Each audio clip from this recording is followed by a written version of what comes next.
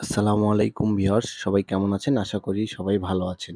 তো আবারও একটি নতুন সংস্কার কাজের ভিডিওটা অনেকদিন আগে কাজ করা, মাস ৩ এক। তো আমি আসলে ব্যস্ততার কারণে ভিডিওটা ছাড়তে পারিনি। এজন্য খুবই দুঃখিত।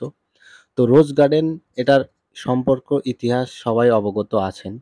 তো আমি আসলে যেগুলো সংস্কার হইছে বা যে কেমন হইছে জাস্ট এটাই তুলে ধরবো। তো আমাদের নাটোরের যে মিস্ত্রিরা আছে, আমাদের চাচারা আমরা যে কাজগুলো করে থাকি, দেখুন এই যে ঐতিহ্যটা হারিয়ে যাচ্ছিল। তিলে, তিলে আমাদের ইঞ্জিনিয়ার স্যারের মানে সহযোগিতায় আমাদেরকে যেভাবে নির্দেশনা দিয়েছে, সেইভাবে আমার চাচারা আমরা সবাই কাজ করে কিন্তু আজকে এই সুন্দর একটি বিল্ডিং সবার মাঝে উপহার দিতে পারছি। আসলে আমাদের তো অবদান মিস্ত্রি। টাকা-পয়সা সব তো সরকারিভাবে বা সবার সহযোগিতায় লাগছে। তো আমরা আসলে কাজ করেছি জাস্ট এতটুকুই আমাদের মানে প্রশংসাটা করতেছি সবার বা সবকিছুর না। তো আসলে এই যে কাজগুলো যে আমরা ফুটায় তুলছি বা আমাদের হাতে যতটুকুই এখানে সংস্কার হইছে বা এখন আপনারাই দেখতে পাচ্ছেন যে যে স্ক্রিনে থাকা যে ভিডিওটা যে কত সুন্দরভাবে ডিজাইনগুলো ফুটিয়ে তুলছে বা যে ঐতিহ্যটা ধরে রাখছি আমরা বা এই কাজের মাধ্যমে যে এখনো এই বিল্ডিংটা আরো আমাদের মাঝে শত শত বছরও এখনো টিকে থাকবে।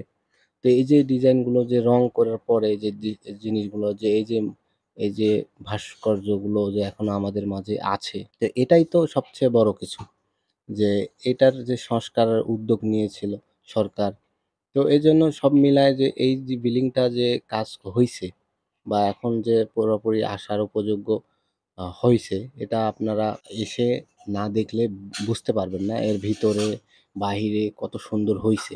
তো এখনো সরকারিভাবে যে এটার টিকিট সিস্টেম এটা এখনো হয় নাই। তো অল্প কিছুদিনের মধ্যে হয়তোবা হয়ে গেছে বা হতে পারে। তো এই যে পরিবর্গার ছাদ আসলে পুরাটা কাজের শুরু থেকে শেষ পর্যন্ত দেখাতে পারলে ভালো হতো। তো আসলে সবকিছুরই একটা নিয়ম শৃঙ্খলা আছে। তো আমি আসলে শেষের টুকটাই দেখাইছি, মাঝামাঝি আর দেখাইনি। এই যে ভিতরের যে ডেকোরেশন গুলো দেখতে পাচ্ছেন, সবগুলাই খুবই সুন্দরভাবে এখনো অক্ষতভাবে রেখা আছে কিছু, কিছু নষ্ট হইছিল। ওগুলো আমরা কাজ করেছি। ভিতরে জিপসনেরও কাজ আছে।